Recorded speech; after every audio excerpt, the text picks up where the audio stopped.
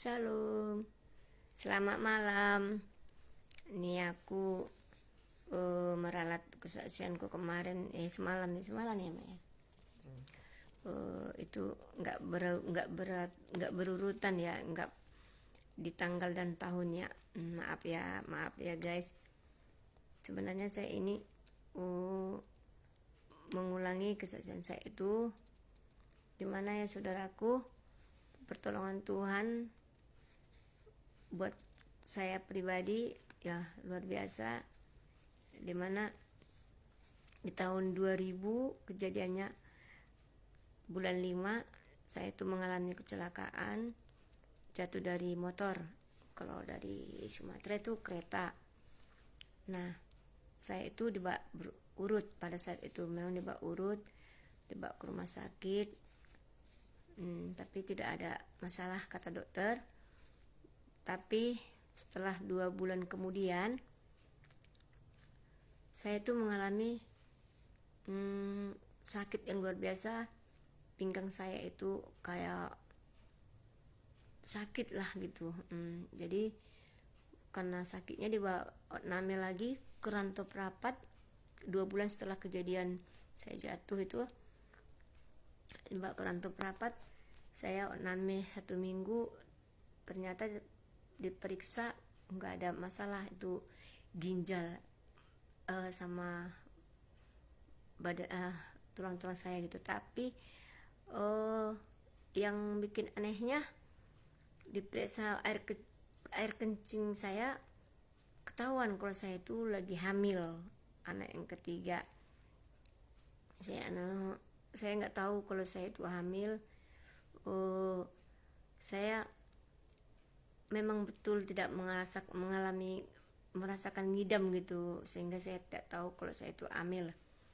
Jadi kata dokter, saya itu nggak boleh sembarang diurut dan nggak boleh sembarang makan obat, harus dapat resep dokter gitu.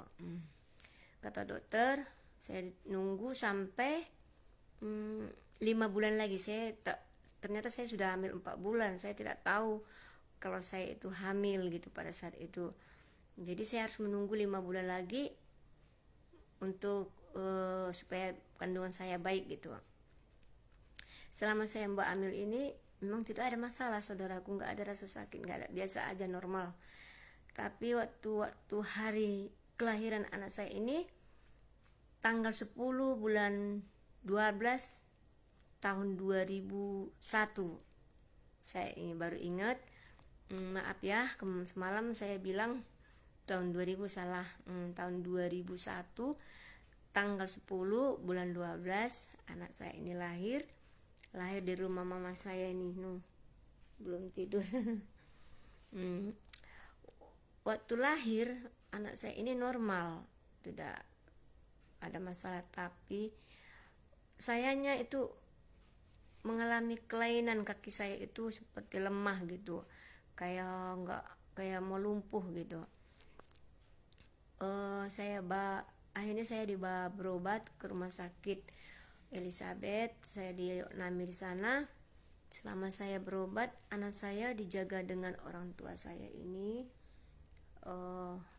karena tidak bisa minum ASI selama saya sakit gitu.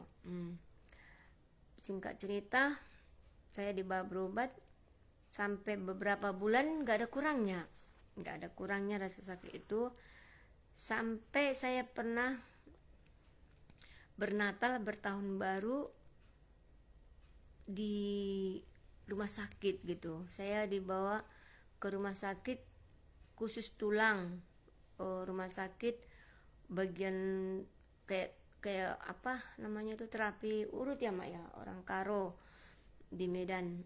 Saya di sana dirawat sampai 3 tahun, nggak ada kurangnya. Jadi karena nggak ada kurangnya, dibawa ke dokter mana yang rumah sakit Columbia dan Iglesia di Medan. Nggak ada juga, katanya harus dioperasi, tapi berisiko tinggi. Karena berisiko tinggi, suami saya nggak ngasih untuk operasi. Akhirnya saya dibawa pulang ke Kota Pinang tempat kami tinggal. Di sana saya untuk dirawat di rumah gitu. Akhirnya saya mengkonsumsi obat CNI, dan saya juga berobat ke dokter-dokter yang sekitar Antop Rapat kayak di Bagan Batu, supaya untuk kelanjutan kesehatan saya pada saat itu.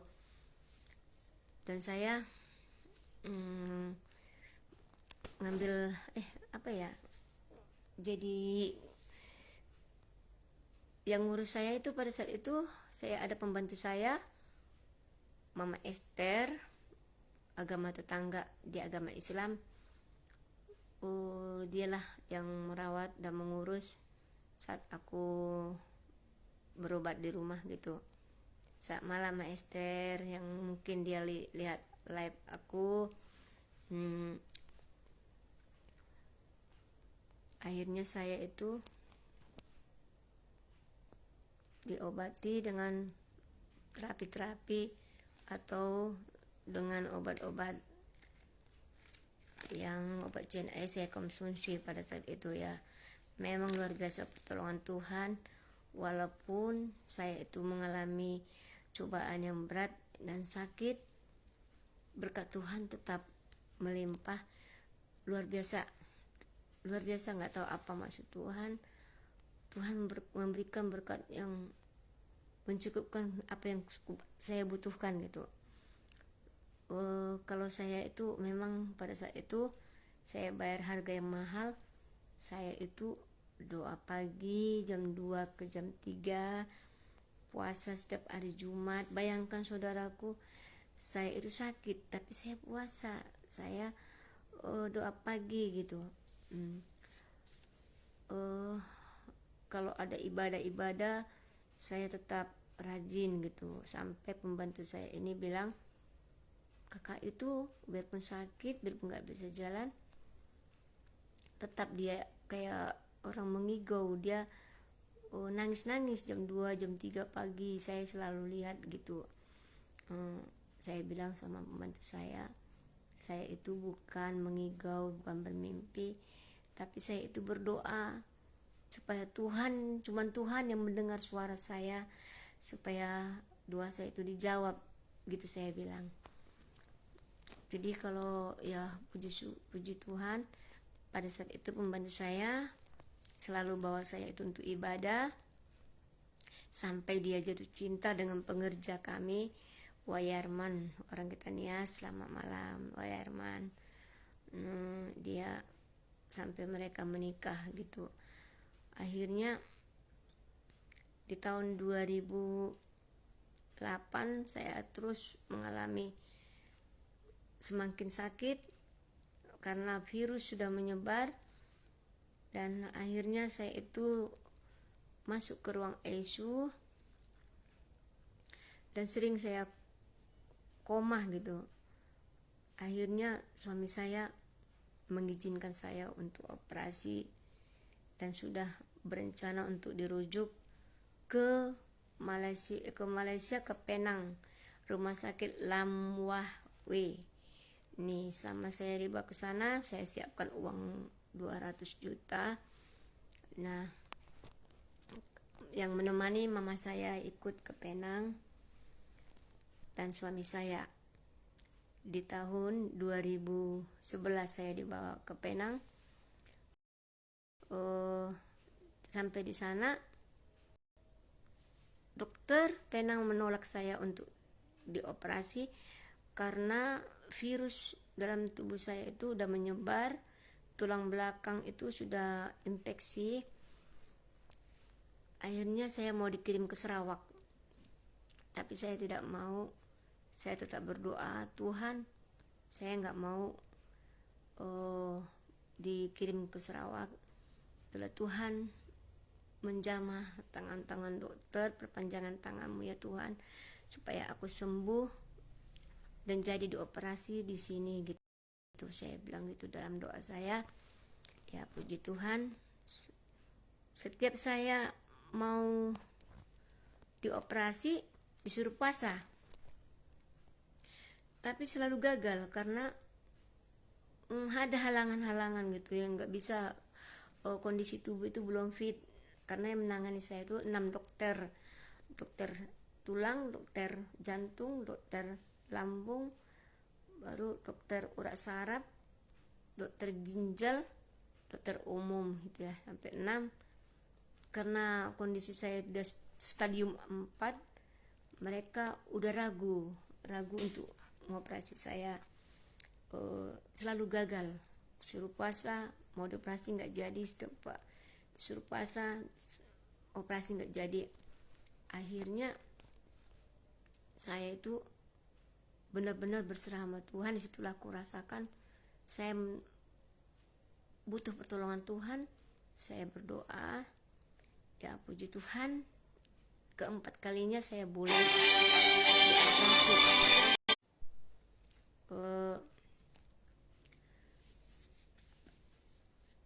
Udah 50-50 juga. Waktu dioperasi, orang tua saya sudah ragu. Kalau sampai bilang sama orang sekitar, orang rumah sakit itu, seandainya anak saya gimana-gimana, boleh nggak bawa mayat ke pulang kampung gitu ya, Mak bilang ya. Macam mana Mak bilang? Bisa? Bisa dibawa? Iya. Nah, dibawa. Akhirnya orang rumah sakit bilang bisa dibawa pulang, bisa dibawa mayat 15 juta gitu ya, 15 juta ya, 15 juta. Kalau uang ringgit pada saat itu, harga ringgit masih 2.800 1 ringgit. Nah, akhirnya saya jadi dioperasi. Puji Tuhan berjalan dengan baik. Saya nggak ada gangguan sampai koma lagi. Dan akhirnya 3 hari setelah saya operasi, saya berobat jalan. Diberangkatkan 1 karton ya, Mak ya, obatnya ya.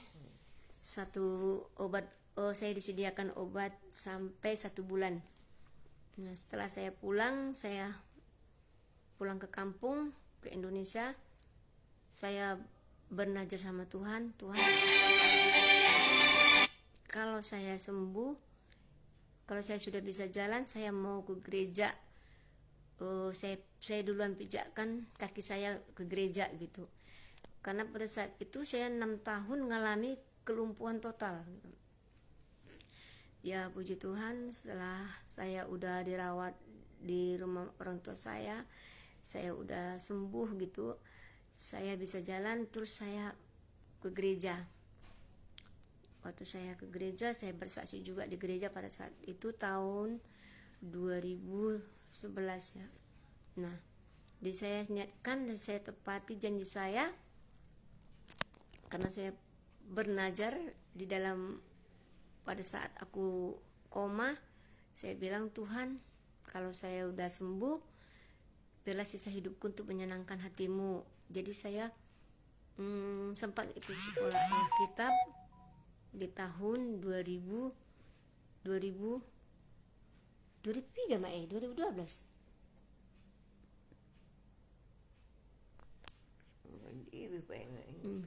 2012 di Santar, di depan asrama polisi di sana, Jalan Asahan waktu saya sekolah kitab ini, tujuan saya ingin mendalami tentang firman Tuhan itu, karena saya merasakan sangat terberkati dan ditolong Tuhan pada saat itu. Dan saya menepati janji saya kepada Tuhan, dan saya harus sekolah, harus lebih mengerti gitu. Pada saat saya mau sekolah, ya saya tinggal di asrama 2 minggu baru boleh pulang ke rumah. Ya izin suami saya, pada saat itu suami saya izin kalau saya itu sekolah Alkitab. Di usaha saya, suami saya neruskan gitu. Nah, akhirnya saya itu waktu sekolah Alkitab itu banyak tantangan yang saya hadapin.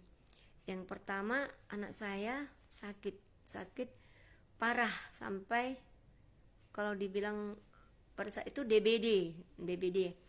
Nah, hampir saya itu gagal, saya mau nggak sekolah, tapi itu mungkin ujian bagi saya. Saya tetap berdoa, Tuhan tolong saya, sembuhkan anak saya. Kau tahu Tuhan kerinduanku, kau tahu isi hatiku, aku ingin menyenangkan hatimu. Saya bilang gitu dalam doa saya. Puji Tuhan, anak saya sembuh pada saat itu. Jadi setelah dia sembuh, saya boleh lagi balik sekolah ke asrama. Baru 2 bulan kemudian saya mimpi jempol kaki saya itu digigit lipan. Sampai saya tanya sama situ ada hamba Tuhan, Tante Tauru, baru Tauru. Saya bilang, Tante, saya mimpi digigit lipan jempol kaki saya. Terus Tante itu bilang, itu suatu pertanda bahwa Inang mau mengalami cobaan pekerjaan iblis gitu. Nah, disitulah saya benar-benar berdoa dengan doa peperangan, artinya doa pribadi. Saya berdoa sama Tuhan, apa arti mimpi saya.